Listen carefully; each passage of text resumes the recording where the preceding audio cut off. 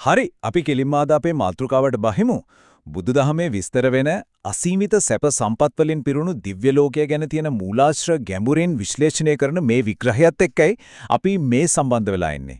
සාමාන්‍ය භෞතික විද්‍යාවේ නීති පවා සම්පූර්ණයෙන්ම අභිබවා යන අපේ මනුස්ස ලෝකයට වඩා දහස් ගුණයකින් වෙනස් වුණු මේ අපූර්ව ලෝකයේ සැබෑ ස්වභාවය කොයි වගේද කියලා අපි අද කතා කරමු. මේ විග්‍රහය පුරාවටම අපි හිතාගන්නවත් බැරි තරමේ දිව්‍යමය සැප සම්පත් ගැන වගේම අවසානයේදී අපේ මනුෂ්‍ය ජීවිතයේ සැබෑ වටිනාකම ගැන කියා දෙන අතිශය ගැඹුරු දාර්ශනික යථාර්ථයක් දක්වා පියවරෙන් පියවර ගමන් කරනවා. ඇත්තටම මේක හරිම රසවත් වගේම අපේ ඇස් සරවන ගමනක් වේවි. මුලින්ම අපි බලමු මේ දෙව්ලොව තියෙන අරුම පුදුම ස්වභාවය ගැන. මේ අපූර්ව ලෝකයට කෙනෙක් ඇතුල් වෙන්නේ කොහොමද කියන යාන්ත්‍රණයම ඇත්තටම හිතාගන්නත් අමාරු තරම් විස්මිතයි. අපි සාමාන්‍යයෙන් උපතක් කිව්වම මතක් වෙන්නේ මව් කුසක මාස ගණනාවක් ගත කරලා සිද්ධ වෙන ජෛව විද්‍යාත්මක ක්‍රියාවලියක් නේ. හැබැයි මේ ලෝකේ එහෙම දෙයක් නෑ. කෙනෙක් මියගිය සැනින් කිසිම අමාරුවක් නැතුව අවුරුදු 16ක හෝ 20ක විතර පූර්ණ තරුණ පෙනුමක් එක්ක ඒ මදිවට දිව්‍යමය ඇඳුම් පැළඳුම් වලින් පවා සැරසිලා ෂණියකින් එහෙ පහළ වෙනවා. මේකට තමයි ඕපපාතික උපතක් කියලා කියන්නේ. නිකන් මැජික් එකක් වඩේ නේද? හැබැයි මේ ලෝකයේ ඇතුලේ හැමෝම එක සමාන නැහැ කියන එක මේකෙන් අපිට පැහැදිලි වෙනවා. කෙනෙක් රැස් කරගත්ත පින කියන ගිනුමේ තියෙන ශේෂය අනුව තමයි මේ හැමදේම තීරණය වෙන්නේ. මහේසක්ක කියන බලවත් දෙවිවරුන්ට රත්තරන්, රිදි, මණික් වලින් හැදුණු අහසේ පාවන අතිවිශාල මාලිගා ලැබෙනවා. ඒ වගේම ඒගොල්ලන්ගේ ශරීර වලින් පුදුමාකාර ආලෝකයක් විහිදෙනවා.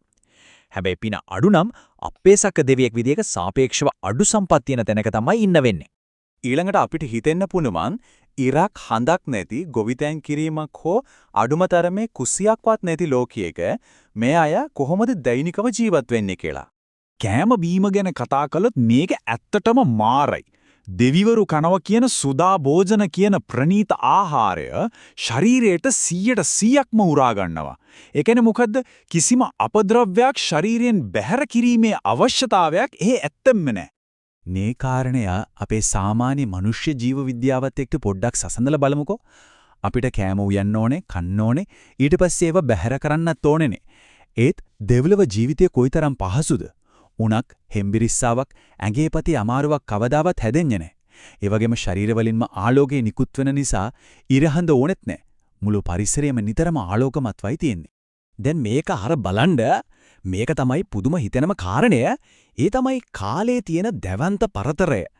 අපි මේ ලෝකයේ අවුරුදු 100ක් පුරාවට දහදුක් විඳින්මින් ගෙවන මුළු ජීවිත කාලයම තවතිසා දිව්‍ය ලෝකයේ ඉන්න කෙනෙකුට ගෙවන සාමාන්‍ය එකම එක දවසක් විතරයි. හිතා ගන්න පුළුවන් දේ පරිමාණය.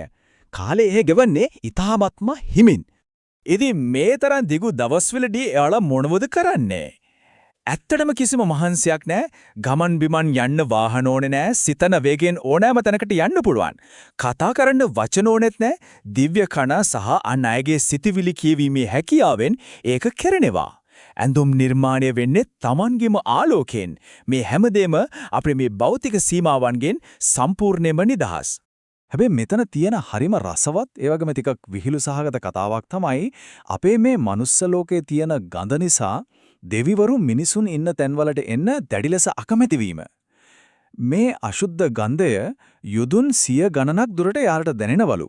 ඉතින් යාලා අපේ ලෝකයට එනවනම් එන්නේ ඇත්තටම ධර්මය පුරුදු කරන සිල්වත් අය ඉන්න තැන්වලට විතරමයි. එහෙමනම් මේ සා විශාල සැප සම්පත් තියෙන තැනකට යන්නේ කොහොමද? ලෞකික බලය හෝ සල්ලි වලට මේ ලෝකයට ඇතුල් වෙන්න ටිකට් ගන්න බැහැනේ. ඒ නිසා මේකට අවශ්‍ය කරන දැඩි සදාචාරාත්මක පදනම මොකක්ද කියලා තේරුම් ගන්න එක අපිට ගොඩක් වැදගත්. මෙහිදී අත්‍යවශ්‍යම දේ තමයි බුදුදහමේ දේව ධර්ම කියලා හඳුන්වන හිරි සහ ඔතප් කියන ගුණාංග දෙක. ඒ කියන්නේ පව් කිරීමට තියෙන ලැජ්ජාව සහ බිය. දෙමව්පියන්ට සලකන්න එක, කරුණාවන්ත වෙන එක වගේම මේ ගුණාංග දෙක තියෙන්නම ඕනේ. මේක තමයි දෙව්ලොව යන්න පින් රැස් කරගන්නීමේ මූලිකම පදනම. මේක හරියටම ක්‍රමානුකූල විගණනයක් වගේ නේද? හැම පෝය දවසකම ලෝකයේ වටේ ගිහින් හොඳ මිනිස්සුන්ගේ ලැයිස්තුවක් හදලා ඒක තවතිසාවේ සුදම්මා සභාවට ගෙනියනවා. මනුස්ස ලෝකයේ අය පින් කරනවා දකින්න එක දෙවිවරුන්ටත් ලොකු සතුටක් ගෙනෙන කාරණයක්. මෙන්න මේ තැනින් තමයි අපේ මේ කතාව සම්පූර්ණයෙන්ම වෙනස්ම පැත්තකට හැරෙන්නේ. අපි මෙතෙක් වෙලා කතා කරපු මේ සුන්දර මනස්කාන්ත ෆැන්ටසියෙන් මිදිලා දැන් ටිකක් ගැඹුරු සහ කම්පනය දනවන යථාර්ථයක් දිහාට අපි හැරෙමු. අපි හැමෝටම එන ප්‍රධානම ප්‍රශ්නයක් තමයි මේක. දිව්‍ය ලෝකේ කියන්නේ කවදාවත් විනාශ වෙන්නේ නැති සදාකාලික පාරාදීසයක්ද? උත්තරේ තමයි නැහැ. ඔවුන් සදාකාලික නැහැ. ඒක තීරණය වෙන්නේ මෙන්න මේ පෙරනිමිති පහෙන්. හිතලා බලන්න කවදාවත් දහඩියක් දැකලා නැති දෙවියෙකුගේ කිහිලි වලින් හදිස්සියම දහඩිය දාන්න ගත්තොත් ඇඳන් ඉන්න ඇඳුම එකපාරටම කිලිටි වෙන්න ගත්තොත් ඒකෙන් සංකේතවත් කරන්නේ ඒ දෙවියා මෙච්චරකල් එකතු කරගෙන තිබුණු ඒ දැවන්ත පින සම්පූර්ණයෙන්ම ඉවර වෙලා කියන එකයි. මේක දැක්කම එයාලට ඇතිවෙන්නේ පුදුමාකාර බීතියක්. ඉතින් මේකෙන් කියවෙන ලොකුම අනතුර මොකද්ද? අර වගේ අසීමිත සැපයකට වැටුනම සිද්ධ වෙන දේ ගැන තියෙන ප්‍රධාන දාර්ශනික අනතුරු ඇගවීම දිහා අපි දැන් බලමු. මේ අනතුර තමයි ප්‍රමාදය කියලා හඳුන්වන්නේ. කිසිම ලෙඩක් දුකක් නැති නිසා ඔවුන්ට මරණය කියන දේ සම්පූර්ණයෙන්ම අමතක වෙනවා. ඒ නිසා ධර්මය පුරුදු කිරීමක් වෙන්නෙම නැහැ. මේක හරියටම බැංකුවේ තියෙන සල්ලි ආයෙත් තැන්පත් කරන්නේ නැතුව තියෙන ටික විනෝදයට දිගටම වියදම් කරලා දානවා වගේ වැඩක්. අන්තිමට ගිනුමේ සතයක්වත් ඉතුරු වෙන්නේ නැහැ. බැරි වෙලාවත් එහෙන පින ඉවර වෙලා මැරුණොත් අන්න එතනයි ලොකුම අවදානම තියෙන්නේ.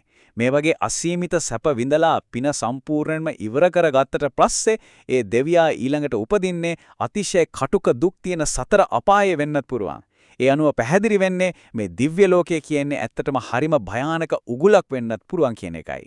මේ කාරණයත් එක්කම අපි එනවා මේ විග්‍රහයේ වැදගත්කම සහ පුදුමසාගතම කොටසට. දිව්‍යමය නොසලකිලිමත්කමේ ප්‍රතිඵලය තේරුම් ගත්තට පස්සේ මේ සම්පූර්ණ කතාව අපේ ජීවිතයට කොහොමද සම්බන්ධ වෙන්නේ කියලා අපි දැන් බලමු. අහසේ පාවෙන රන් මාලිගා, ආලෝකයේ විහිදෙන ශරීර සහ දිව්‍ය ආහාර ගැන අපි මෙච්චර වෙලා කතා කළාට පස්සේ ඇත්තටම උපදින්න හොඳම තැන කොහෙද කියලා ඇහුවොත් මොකද්ද දැන් උත්තරේ? උත්තරය අදාහ ගන්නත් අමාරුයි. ඒ තමයි අපේ මේ මනුස්ස ලෝකය. ලෙඩ රෝග දුක්ඛම් කටළු සහ හරිම කෙටි ආයු කාලයක් අපිට තිබුණත් මේ ලෝකය තමයි විශ්වයේ තියෙන උතුම්ම තැන විදිහට සැලකෙන්නේ. මොකද බුදුවරයෙක් පහළ වෙන්නේ මෙහි විතරයි. සැපය වගේම දුකත් එකට මිශ්‍ර වෙලා තියෙන නිසා ජීවිතයේ යථාර්ථය අවබෝධ කරගන්න අවශ්‍ය කරන තල්ලුව අපිට ලැබෙනවා.